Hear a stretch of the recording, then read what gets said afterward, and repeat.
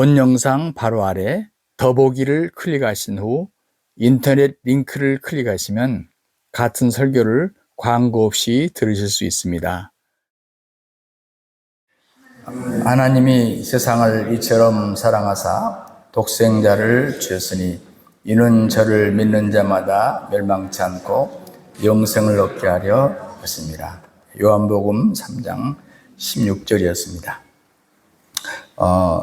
더러 목사님들이 다른 사람들한테 어떤 평가를 받기를 원하느냐, 나름대로 뭐 설교 잘하는 목사, 또 목회를 잘하는 목사, 하여튼 뭐 여러 가지 훌륭한 인격적인 목사, 여러 가지 그런 평을 듣기를 원하시는데, 저도 있습니다. 저도 사람이라서 어떤 평가를 받기를 원합니까? 라고 할 때 저는 균형 있는 목회를 하는 사람이다, 균형 감각이 있다, 이렇게 밸런스드한 그런 목회를 한다는 말을 듣고 싶은데, 그보다 더 듣고 싶은 말이 있습니다. 뭐 다른 말 다 안 들어도 좋은데 더 듣고 싶은 말은, 저 목사님은 복음적인 설교자다, 이 말이 듣고 싶어요. 그 말은 또 다른 말로 말하면 우리 성도들이 복음적인 성도가 됐으면 좋겠다, 또 우리 교회가 복음적인 교회가 됐으면 좋겠다 하는 뭐 같은 소망입니다. 같은 소망을 갖습니다. 그래서 누군가가 복음을 듣고 싶냐? 그러면 저 교회 가봐라. 복음이 뭔지 알고 싶냐? 그럼 저 교인들을 만나봐라. 뭐 이런 류의 그런 평을 받고 싶다 하는 얘기죠. 우리 육화라는 말을 합니다. 우리 성육신을 줄여서 인카네이션, 육화라고 그러는데, 그 말을 기독교에서는 독특하게 쓰지만 또 일반적으로 우리가 쓸 때는 몸에 밴다, 하나가 된다 그 말이죠. 우리가 복음을 들은 것도 중요해요. 그렇지만 그 다음 단계, 들은 것은 순간입니다. 그냥 듣는 그 순간이에요. 그렇지만 더 중요한 그 다음 단계가 뭐냐면 복음으로 사는 것입니다. 복음대로 사는 거예요. 그런 거로 우리가 복음대로 산다는 얘기는 그 말씀이 내게 배어버린다는 얘기 아닙니까? 내게 밴다는 말이거든요. 그래서 우리가 복음을 듣는 것으로 끝나는 것이 아니라 복음이 우리의 삶에 배었으면 좋겠다 하는 그런 생각을 항상 갖게 됩니다.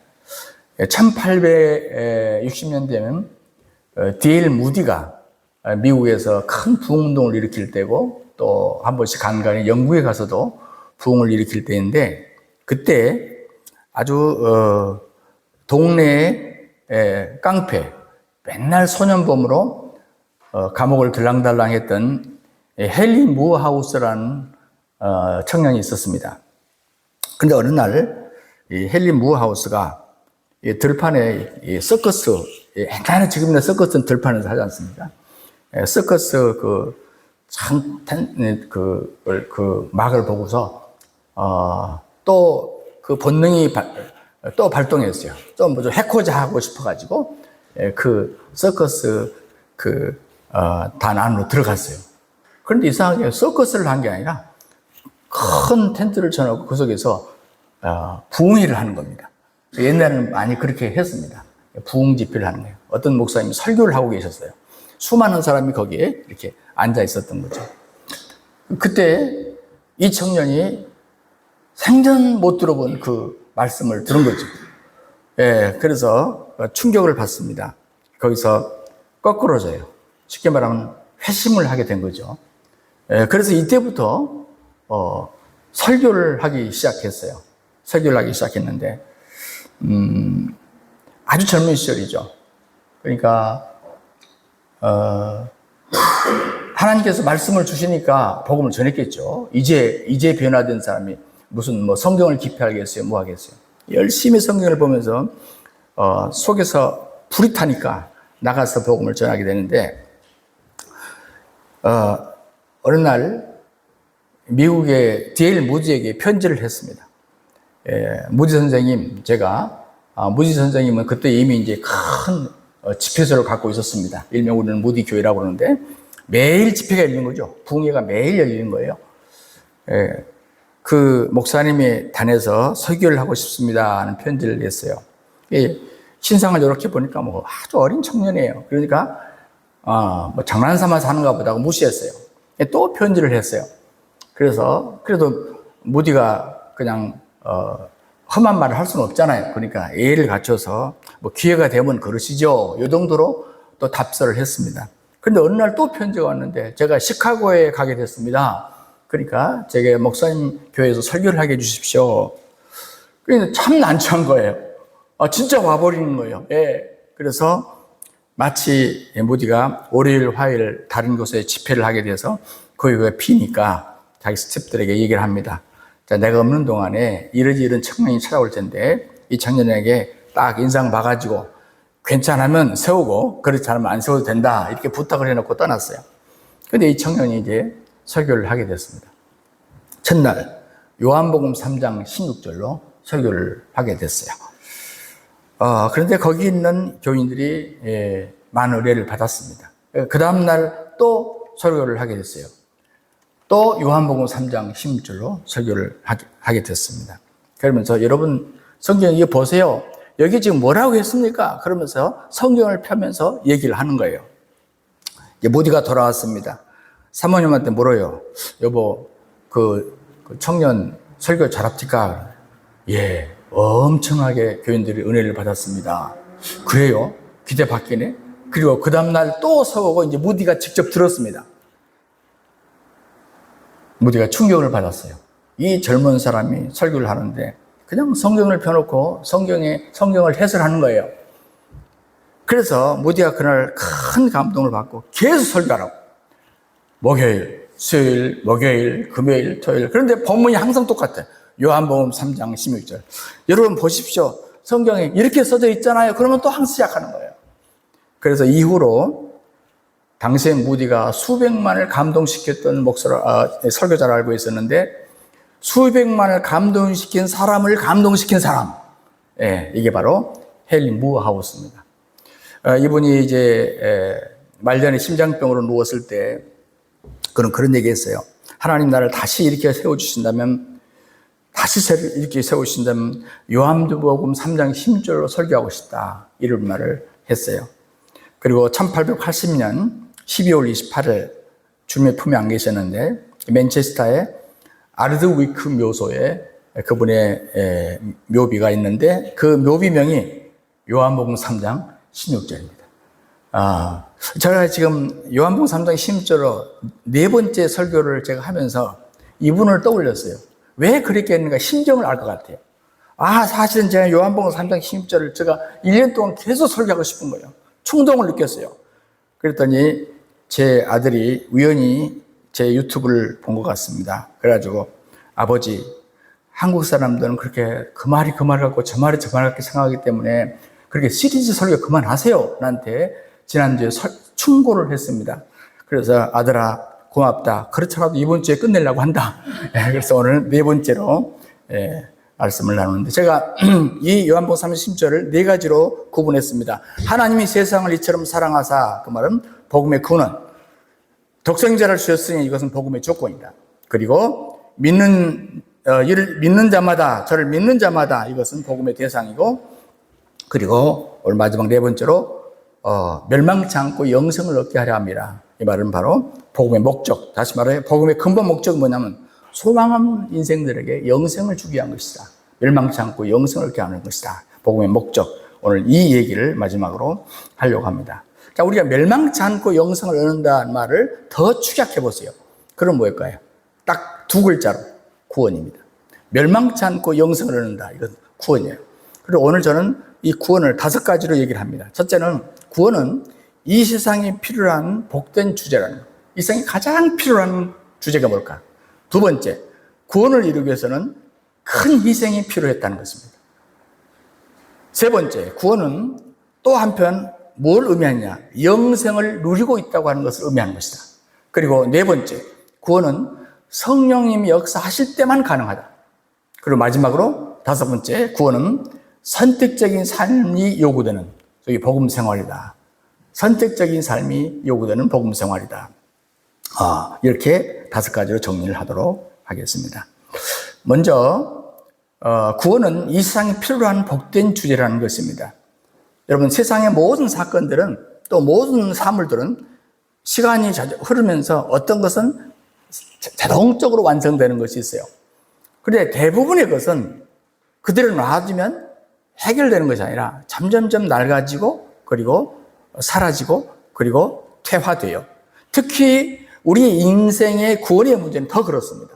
가만 놔두면 안 돼요. 그냥 가만 놔두면 자동으로 멸망해요.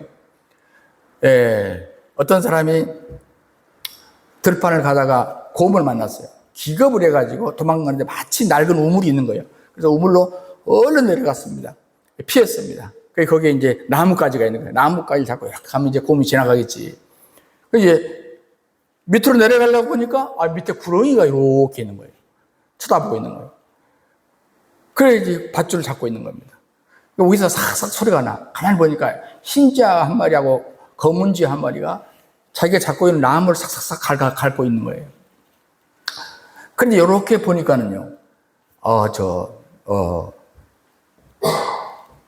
벌이 거기다가 꿀을 잔뜩 만들어 놓고 어디로 갔어요.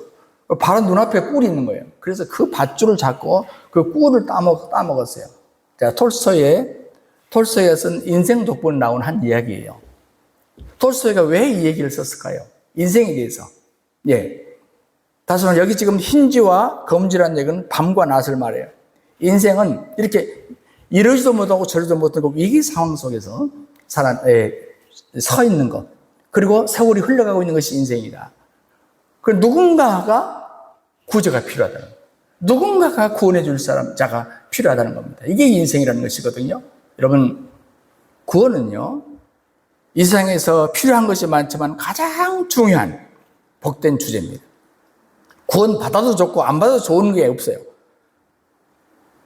우리 기독교의 진리를 요약하면 다른 게 아니에요. 구원이에요. 요한복음 3장 16절 핵심이 구원이에요. 화재가 났어요. 불이 탑니다. 갇혔어. 근데 119 부대가 출동을 해가 나를 구제했어요. 목숨을 위태로워. 불치병이래요. 그런데 우연찮게 명의를 만나서 쉽게 내 병을 고쳤어. 직장에서 큰 실수를 저질러서 사표를 내야만 했어요. 근데 놀랍게도 직장 상사가 이걸 그 위기에서 감싸줍니다. 모면했어요. 부도가 날 수밖에 없어요. 그런데 어느 자본가가 안타까이 여기고 급전을 융통해 줬어요. 자, 우리가 구제 받았다고 그래요. 구원 받았다고 그러죠. 어떤 여자 남자는 그렇게 말해요. 장난삼아 하는 얘기긴 하겠지만 내가 저 여자 구제했어 이렇게 말해요. 제 마누라는 나를 구제했다고 주장하고 있습니다. 물론 사실이에요. 왜냐하면 아무도 나를 데려갈 남자가 없었으니까. 그런데 여러분, 우리가 구조하고 구출하고 도움을 받고 해결하고 격려하고 여러 가지 단어를 쓸 수 있지만 구원이라는 말을 사실은 쓰면 안 돼요. 그런데 섞어 쓰는 걸 우리가 어떻게 하겠습니까? 좀 구분했으면 참 좋겠는데 우리 영혼의 문제만 생각했으면 참 좋겠다 하는 저는 개인적인 생각을 갖습니다. 제가 듣기로 거북이가 1000년을 산다고 그러더라고요. 거북이의 종류에 따라 다르겠지만 학이 200년을 산대요. 그러니까 인간은 기껏 오래 살면 100년 살아요. 앞으로 좀 더 살지도 모르겠지만, 그러나 만약에 그 인간 길이가 100년이 끝이라면 고린도전서 15장 19절 말씀처럼 얼마나 불쌍한 존재인가. 이 생뿐이면, 즉 100년뿐이면 얼마나 불쌍한 존재인가라고 바울이 표현을 했습니다.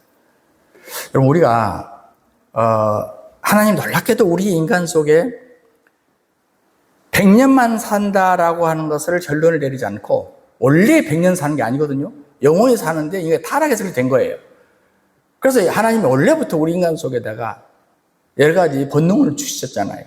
본능이 뭡니까? 예를 들어서요. 뭐가 있습니까? 이 병아리하고 오리를 이렇게 부화를 시키면 똑같아요. 처음에는 모양이 비슷해요. 그런데 병아리는요, 물 근처를 안 가요. 크면서. 그런데 오리는 물 근처로 갑니다. 이게 뭡니까? 모양은 똑같아도 본능이 다르기 때문에 그렇거든요. 이걸 본능이라고 그래요. 하나님께서 전서서 3장 11절에 우리가 놀라운 말씀을 주셨습니다. 사람에게는 영혼을 사모하는 마음을 주셨다고 했어요. 영혼을 사모하는 마음. 100년이 아니에요. 그래서 사람이 오래 살고 싶어 하잖아요. 그게 여러분 나쁘게 보시면 안 돼요. 원래 그것이 뭐냐면 이 세상에서 오래 오래 살고 싶어 하지만 원래 그런 것이 아니었거든요. 타락한 이후에 인간이 그런 거예요. 원래는 영혼을 살고 싶어 했던 거죠.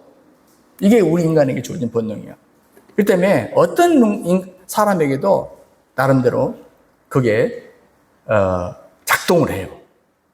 작동을 한다고요. 우리가 공산혁명을 일으켜서 이 사람들이 종교를 아편이라고 그러고 교회를 파괴시켰어요.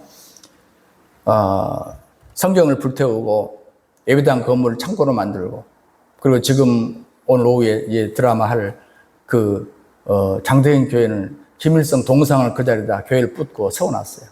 우리가 기도하기는 다시 어느 날 하나님이 우리 기도를 통해서 다시 장대인 교회가 그 자리에 다시 세워지고 원하고 있지 않습니까? 김일성이가 죽기 얼마 전에 자기 가까운 친척 할머니가 돌아가셨어요. 그래서 이제 문상을 갔는데 그 장례식에 참여하고 나오면서 옆에 사람 들이가 그러는데 김일성 주석이었죠. 당시 하는 말이, 이 할머니는 착하게 살아서 아마 천당 갔을 거야 그러더래요. 김일성 입에서 나온 얘기죠. 아무래도 그 어머니도 다 신앙인이었고 권사님이셨으니까 아마 그런 흐름을 받았겠죠. 예, 받았을 거예요. 고르바초프가 어렸을 때 부모님이 비밀경찰 눈을 피해가지고 가정예배를 드렸어요. 그 집에 당시에는 다 스탈린의 사진을 붙여놓게 하니까 스탈린 사진 뒤에다가 예수님 사진을 붙여놓고, 이제 러시아 사람들은 보통 러시아 정교이기 때문에 멀리 이렇게 아이콘을 많이 붙입니다. 뒤에다가 예수님 사진을 붙여놓고, 그리고 예배 드릴 때마다 스탈린 사진을 치우고 예수님 사진 보이는 데서 예배를 드렸어요. 그리고 어린 고르바초프에게 망을 서게 했습니다. 혹시 누가 경찰 오지 않나 망을 서라. 여러분, 세월이 흘렀습니다. 그 아이가 자라서 소련의 마지막 서기장이 돼요.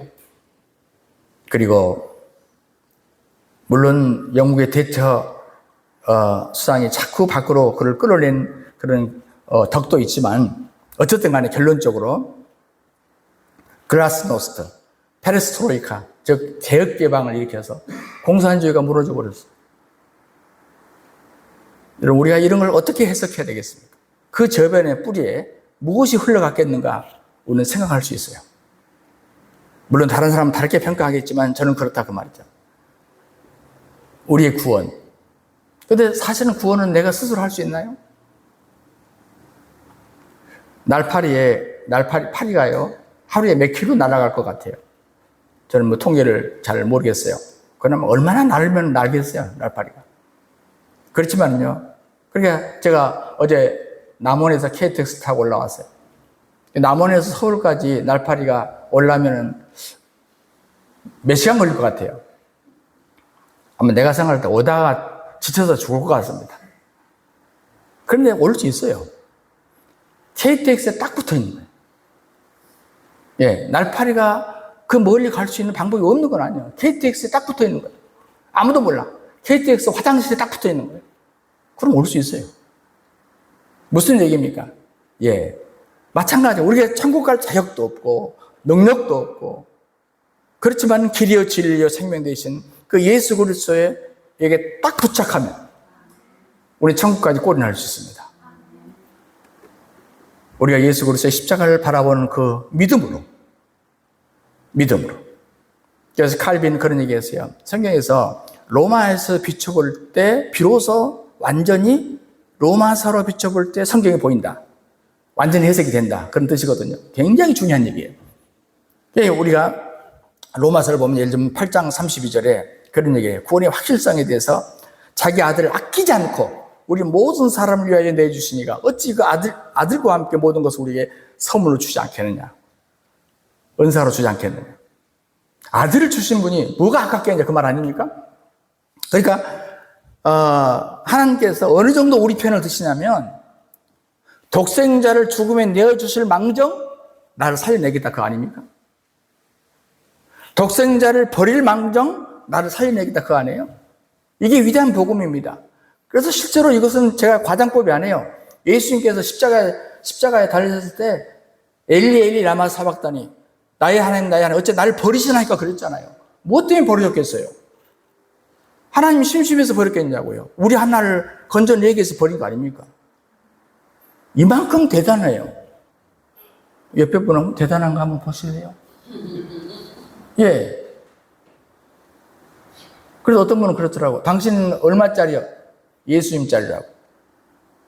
예수님은 맞바꿨으니까. 여러분, 이게 성경이 우리에게 가르치고 싶은 얘기고, 오늘 요한복음 3장 16절로 우리에게 지금 가르치고 싶은 얘기 아니겠습니까? 그래서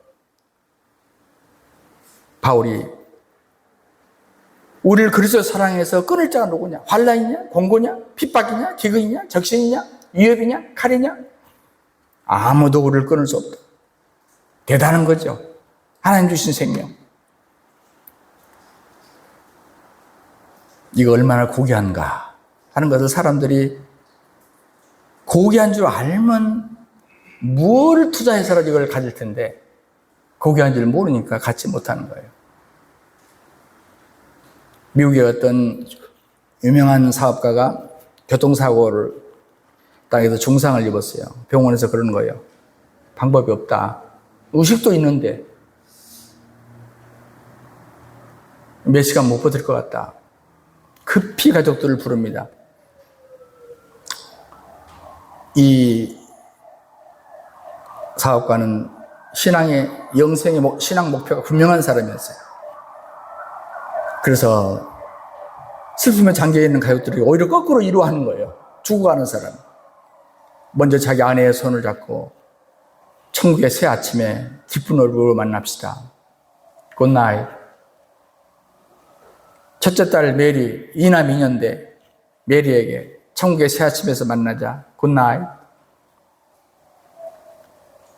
세 번째 장남 윌에게 천국에서 새 아침에 만나자. 굿나잇. 넷째 아들 찰리를 건너뛰고 막내한테 가서 그레이 그의 손을 잡고 천국의 새 아침 만나자. 굿나잇.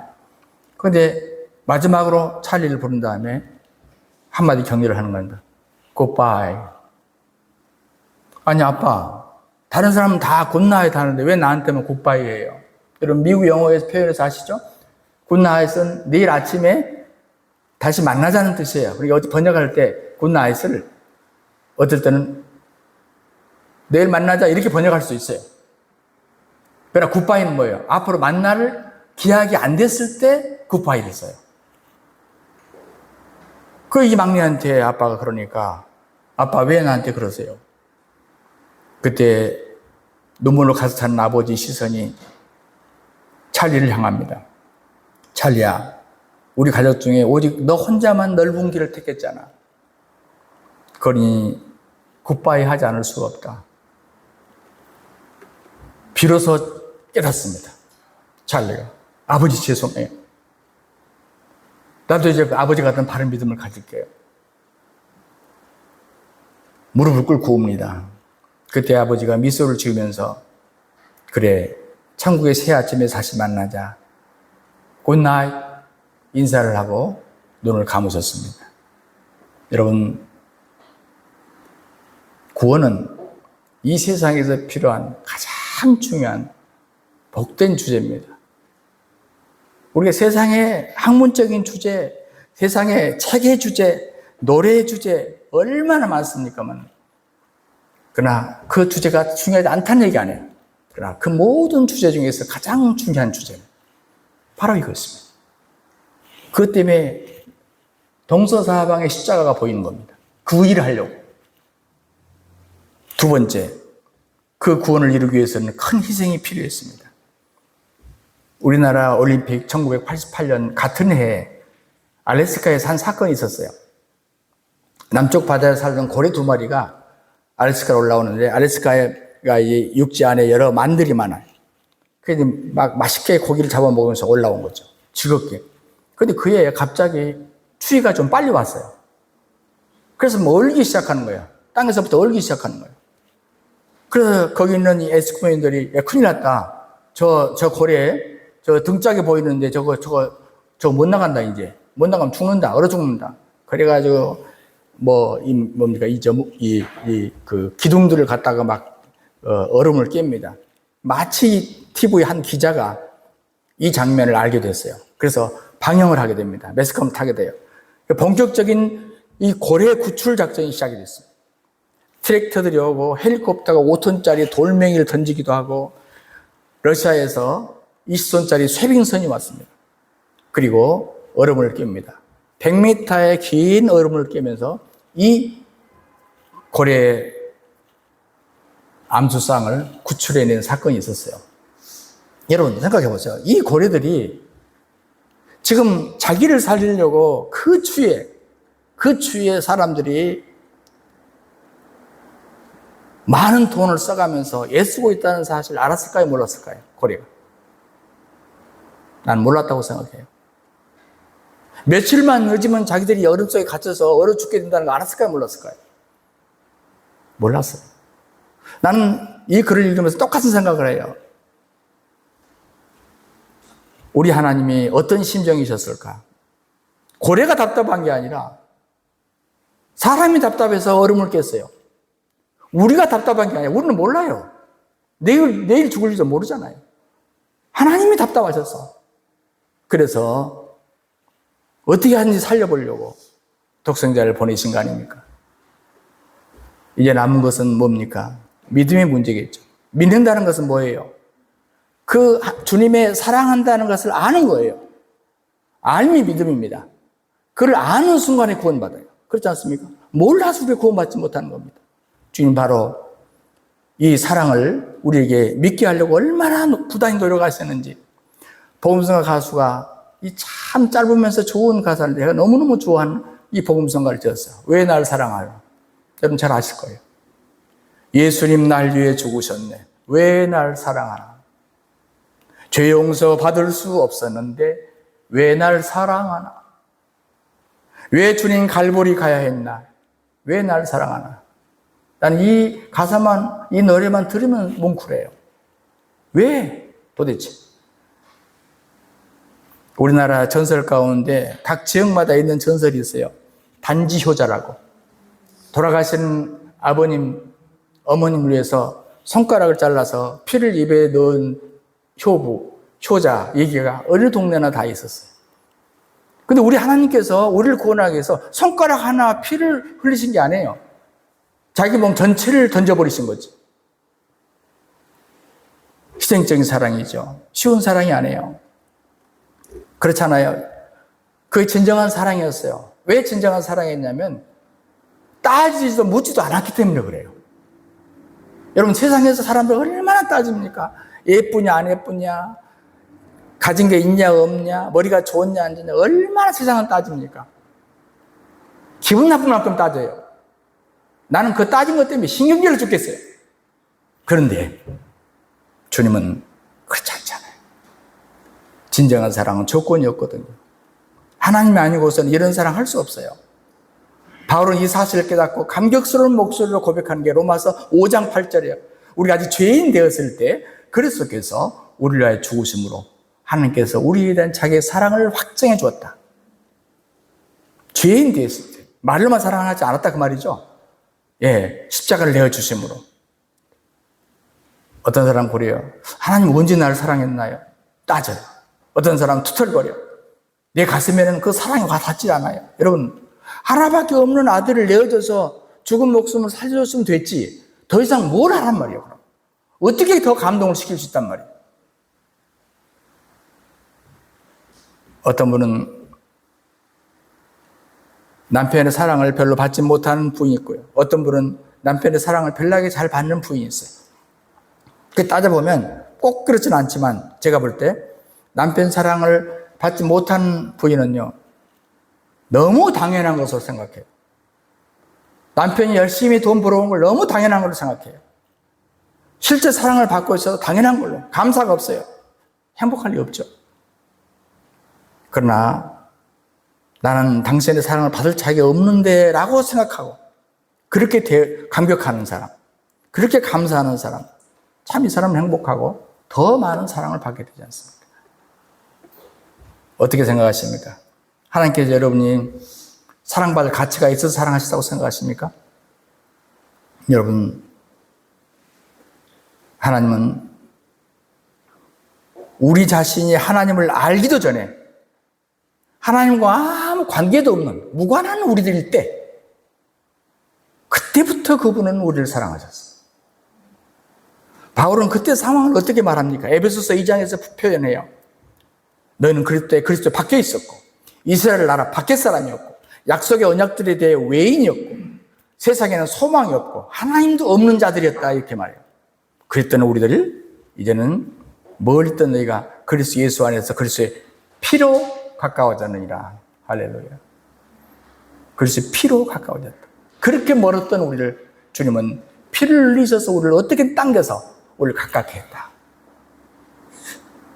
그러면서 에베소 2장 19절에 그렇게 말해요.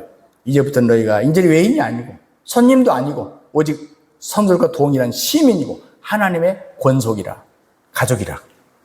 이제는 하나님의 외인이었는데 이제 하나님의 가족이 되었다. 그러면서 2장 11절에 그러므로 생각하라. 이 생각하라 말은 더 정확한 번역은요. 기억하라. 이 사실을 기억하라. 이 어마어마한 사실을 기억하라. 여러분 구원을 이루기 위해서는 어마어마한 희생을 치르신 겁니다. 나 한 사람 구원하려. 세 번째, 구원은 또한 영생을 누리는 것을 의미합니다. 멸망치 않고 영생을 얻게 하려 함이라. 영생을 누리는 것이 바로 구원입니다. 여러분 이 세상에 수많은 사람들이 여러 가지 분류를 하잖아요. 피부색으로도 하고 또 민족에 따라서 국적에 따라서 언어에 따라서 구분합니다. 그러나 가장 중요한 구분은 뭐냐? 멸망당할 자와 영생 얻을 자, 즉 영생을 누릴 자, 멸망당할 자와 영생을 누릴 자로 구분할 수 있는 거예요.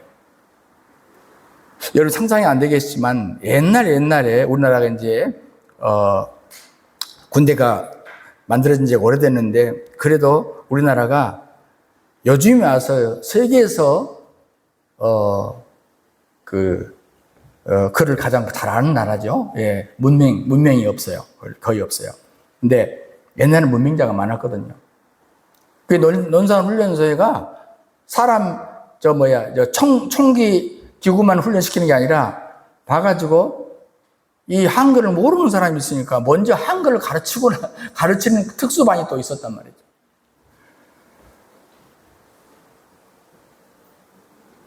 한 S대학 졸업생이 논산훈련소에 입소를 했어요. 요원이 신상명세서를 작성합니다. 자네 어느 학교 나왔어? 아무래도 좋은 학교 나왔다가 하면 좋은 자리 줄 것 같아서. 저는 어디 초등학교에다가 어디 중학교에다가 어디 고등학교를 나와서 지금 S대학에서 공과대학을 나와가지고 이제 제가 제대하면 대학원 석사 박사를 할 겁니다. 그래? 좋아. 그럼 스탬프를 딱 찍었어요. 스탬프는 뭐라고 찍었을까요? 한글 해독자. 거기서는 그것만 필요한 거예요. 한글 해독자냐 못하냐. 못하면 이쪽에 가서 특수훈련을 받아야 돼. 가기야 거기를 공부해야 되는 거죠. 여러분 바로 그겁니다. 우리가 중요한 것은 뭐라고? 하나님께서 내가요 무슨 학교를 졸업했고요, 어떤 직장을 가지고 있고요, 한 달 수입이 얼마고요, 내 아내 집안이 어떻고요. 여러분 그런데 그 위에 스탬프를 찍었는데 믿지 않는 자, 요즘 젊은 용어로 꽝이에요. 꽝. 믿는 자의 스탬프가 찍혀야 되는 것이죠. 선교사 한 분이요, 이 믿음에 대해서 고민을 했어요. 왜냐하면 아프리카 그 부족에 들어갔는데 여기는 단어가 몇 개 안 되는 거예요. 이제 성경을 이제 국어를 가르쳐갖고 만들어서 가르칩니다. 그럼 이제 그걸 이제 성경으로 번역을 해야 되는데 이게 번역하자니 단어들이 너무 없으니까 뭐까지 없냐 하면 믿음도 없어요. 여러분 저 북한 땅에 가면 사전에가 성경이라는 단어가 없어요. 그런 나라 많아요. 일부러 거기는 그러겠지만. 그런데 어느 날 그 믿음의 형제가 이제 사냥하고 돌아가지고 지쳤나 봐요. 그래가지고 아이고 피곤해 죽겠네. 나 저 나무 그늘 밑에 가서 들어놓아 쉬어야 되겠다고.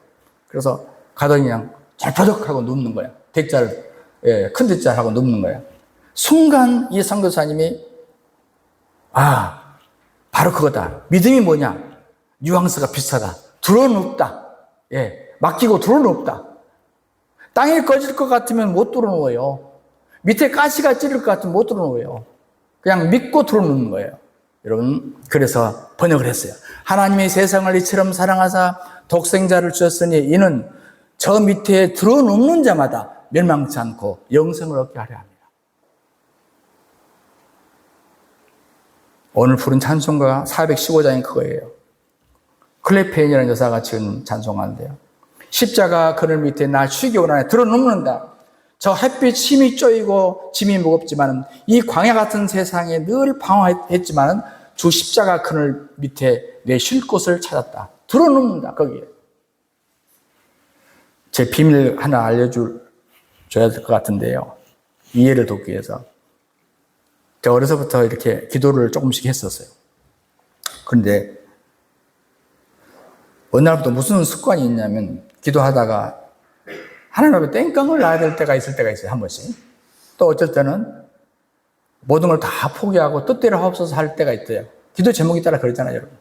예. 저는 혼자 기도할 때 아무도 없으니까 혼자 기도할 때 그냥 아버지 하고 그냥 큰 대자하고 바닥에 불어 넣습니다, 그냥.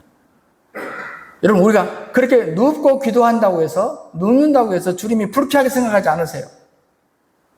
우리를 진짜 그렇게 주님 앞에 믿고 의리하고 신뢰하고 던지기를 원하신단 말이에요. 이게 믿음이라니까요. 이게 믿음.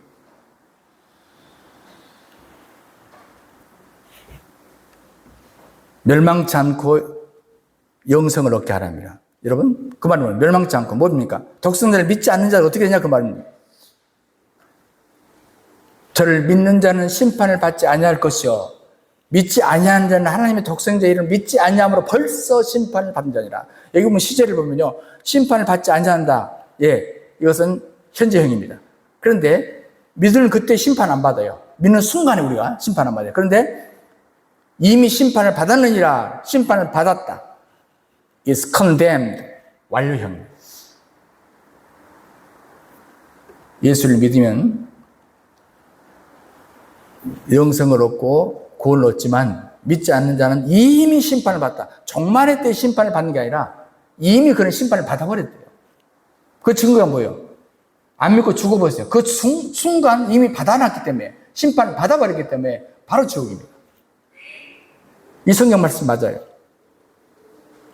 마귀들은 자꾸 우리들에게 불신의 불화살을 쏟죠. 왜? 로마서 14장 말씀처럼 믿음으로 쫓아 하지 않냐는 것이 죄라는 걸 알기 때문에 자꾸 의심의 불화살을 계속 쏘아요.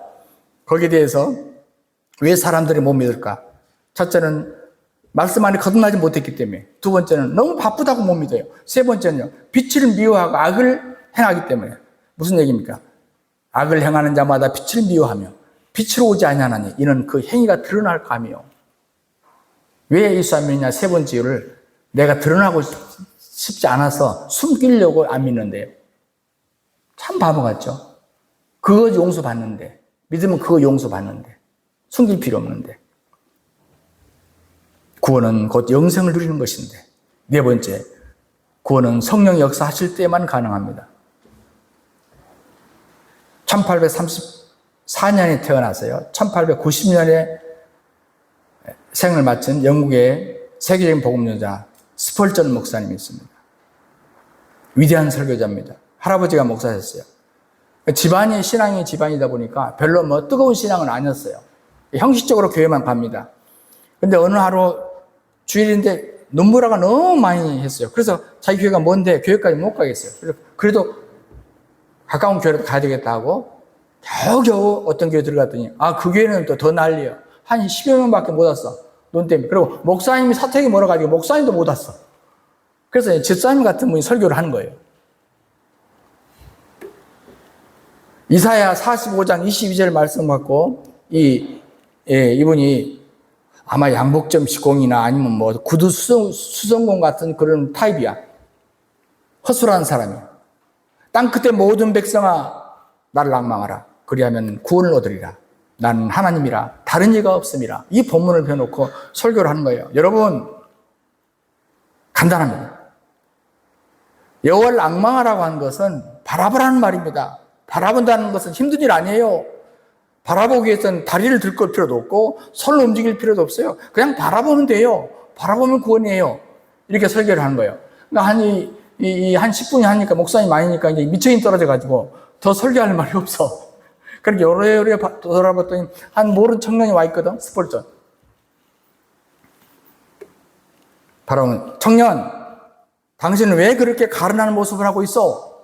이런 쓸데없는 소리를 하시는 거예요? 그러니까 속으로 스펄전이 웃기고 있네. 당신이 더 가련하다. 그 꼴로 설교자라고 설교하고 있어? 당신이 더 가련하다. 속으로 그런 거예요.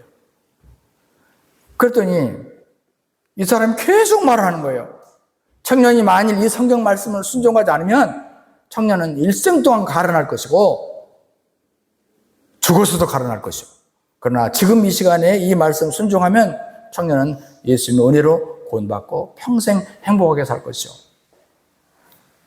그러고 끝내면 좋을 텐데 또 얘기하는 거예요. 청년, 예수를 바라보란 말이요. 지금 바라보란 말이요. 그 순간에 스펄전의 간증에 의하면 반쯤 충격받아가 일어섰답니다. 그리고 이상한 것은 눈이 밝아지면서 지금까지 형식적인 종교적인 신앙이었는데 그 예수님이 믿어지는 거예요, 순간. 그때부터 불이 타는 겁니다. 이때 나이가 17살이었어요. 강인아, 몇 살이니? 응? 몇 살?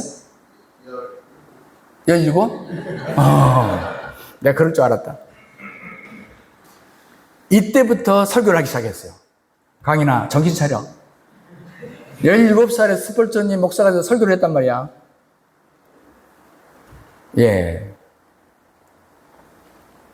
그래서 한 달이 못 돼서 450명이 모였어요. 1년 만에 2만 명이 회집을 했어요. 정말 대단한 스펠전. 아직까지 영국에서 이런 설교자의 영광을 찾지 못하고 있습니다. 목사님은 그 후 40년간 수많은 영혼들을 인도했습니다. 여러분, 부흥사가 스펄전을 회개시킨 게 아니에요.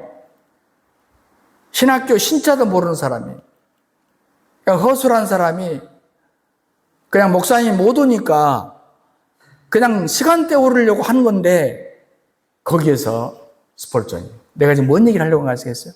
사람이 중요한 게 아니라 성령님이 아니고는 우리를 구원시킬 수 없다. 성령 역사가 아닙니다. 저는 그림의 소질이 좀 있었나 봐요. 지난번에 말했잖아요. 여러분이 믿거나 말거나. 예. 제가 우리 학교에서 장원을 했다니까요. 제가. 예. 그런데 하필이면 그때 예수님이 찾아왔는데 시골인가요? 뭐죠? 요만큼한 교회. 6.25 때 불이 났는데 불을 좀 껐어. 그런데 아직까지 돈이 없어가지고 마루가 좀 탄 거 그대로 있어. 방석 깔고 앉았죠. 초가 지붕에. 그런데 그 역사상 처음으로 심령 대부흥이라는 걸 했는데요. 서울에서 어떤 집사님이, 목사님은 돈이 없으니까 못 모시고 집사님이 부흥회를 따라오셨어. 요즘 말하면 그게 설교도 뭣도 아닐 거예요.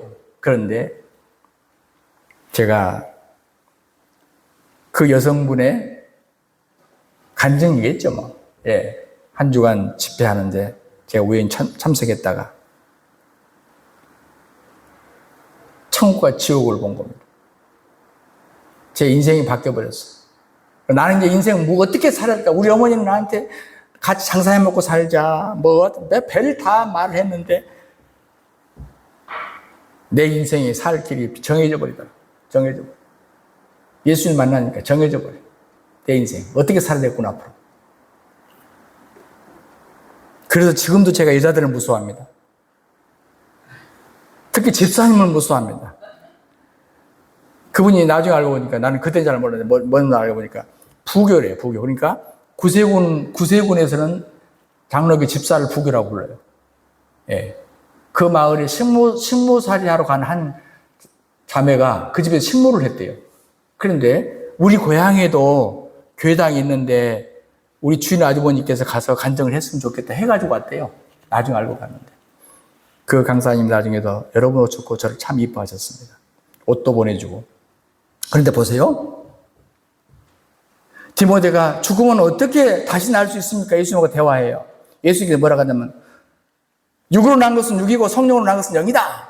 영이라는 말 여기서 합니다. 영으로 하면 가능하다. 그렇게 말해요.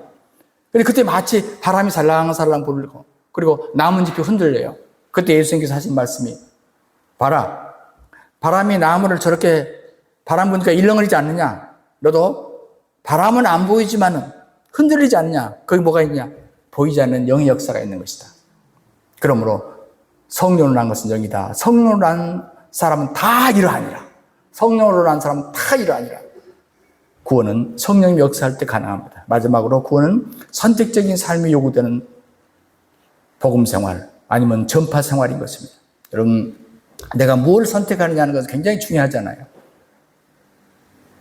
그래서 예수님이 그 앞에 14절 15절에 모세가 광야에서 뱀을 든 것 같이 인자도 들려 하리니 이는 저를 믿는 자마다 영생을 얻게 하랍니다. 여기 보면 중요한 선택을 말하고 있어요. 무슨 얘기입니까? 자, 이스라엘 백성을 원망하고 불평하다가 독사들이 불뱀들이 막 나타난 거야. 그 텐트 생활한 거 아닙니까? 막 사이사이로 돌아다니 막 사람 물어요. 띵띵 부어요. 막. 예, 그러고 막 죽어가는 거야. 거품을 물면서 죽어가는 거야. 이때 모세가 기도합니다. 하나님, 이러다 다 죽겠습니다. 저 이방 사람들이 우리 여호와 믿는 우리 백성들이 저렇게 하면 얼마나 우리를 조롱하겠습니까? 하나님 안 됩니다. 살려주십시오. 그때 하나님께서 하나의 방도를 가르쳐 주는데 빨리 굴리를 모아다가 노뱀을 만들어서 저 장대에 높이 달아라. 그리고 쳐다보는 사람마다 다 살게 주겠다. 이때 노뱀을 만들어서 장대에 달고 동포 여러분, 이 장대에 매달린 뱀을 쳐다보면 여러분은 죽지 않고 삽니다. 한 번만 쳐다보세요 하고 외친 거예요. 이때 반응이 두 가지로 나타납니다. 하나는 아니 저 지도자인 봐 이제는 완전히 돌았구만. 아니 뱀자도 싫은데 또 뱀을 보라고. 지긋지긋한데 또 보라고? 죽으면 죽었지 못 봐. 별소리 다 해봐라. 나는 너 안 믿어. 네 말 더 이상 안 믿어. 목이 곧은 백성이라고 그래요. 목이 안 돌아가는 거예요. 근데 또 한 백성이 있었어요. 그 사람은 야 이래 죽고 저래 죽는데 한번 쳐다보거나 죽자. 믿어봐야 본전이니까. 목 운동을 했어요. 목만 돌렸다니까요. 그래서 성경에서는 목이 곧은 백성이라고 하는 거예요. 목을 못 돌려. 기부스해가지고. 목을 돌리면 사는데. 파스칼이라는 사람은요. 수학자, 과학자, 철학자였어요. 그래서 불어로 생각이라는 책, 뻥새라는 책을 썼습니다. 근데 거기에 천국을 포기하기엔 너무나 엄청난 도박이다라는 말을 해요. 파스칼이.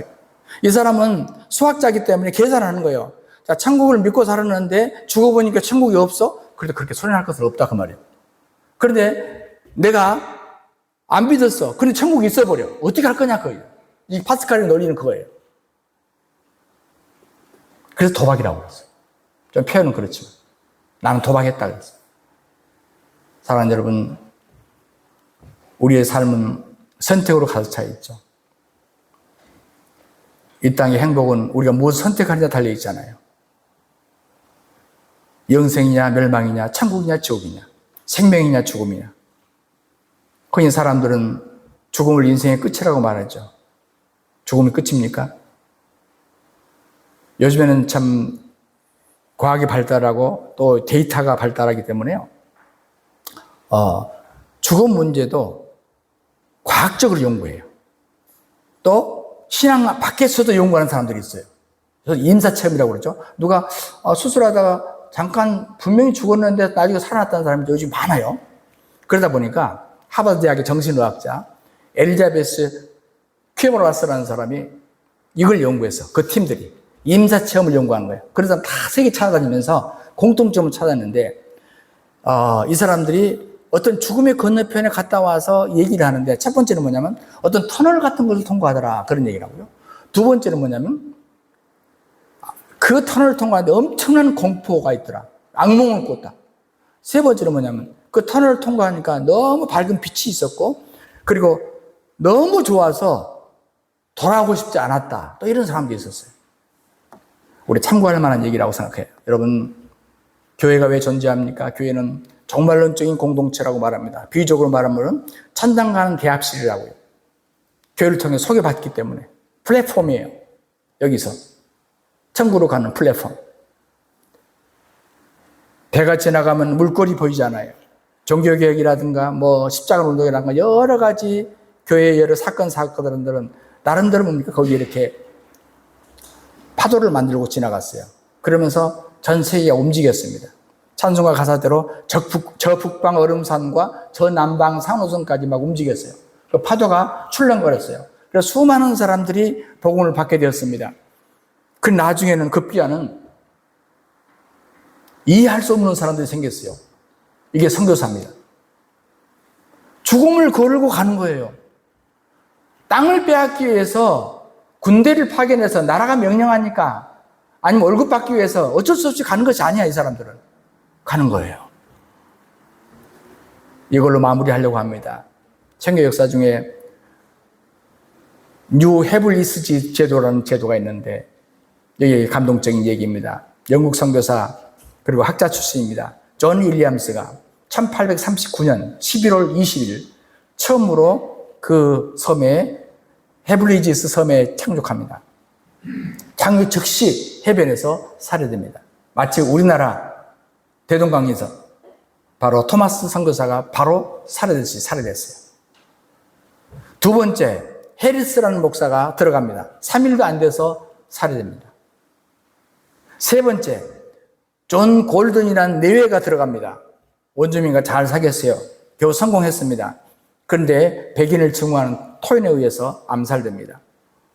그 후에 맥레어 선교사가 도전합니다. 1년도 못 돼서 암살됩니다. 다섯 번째 상륙한 사람은 수년 전에 순교했던 존 골든의 동생 골든이 또 갑니다. 그래서 받아들여집니다. 현지 언어를 연구하고 신약 성경을 번역해 나갔습니다. 그러다가 또 살해됩니다. 그의 시신 앞에 성경을 번역하다가 뵀는데 바로 그곳이 스테반이 순교하는 그 부분에 피가 흘려 있었습니다. 그 후에 일곱 번째 로버슨 목사가 상륙합니다. 그리고 40년 뒤에 그 주변에 30개의 섬에 있는 전 주민이 기독교인이 되었습니다. 이들 많은 선교사들 공통적인 이념이 있어요. 이념. 그 이념이 뭐냐? 초대 선교자였던 윌리엄스 목사님의 신앙을 계승한다. 그 신앙이 뭐냐? 복음의 전진은 중지될 수 없다.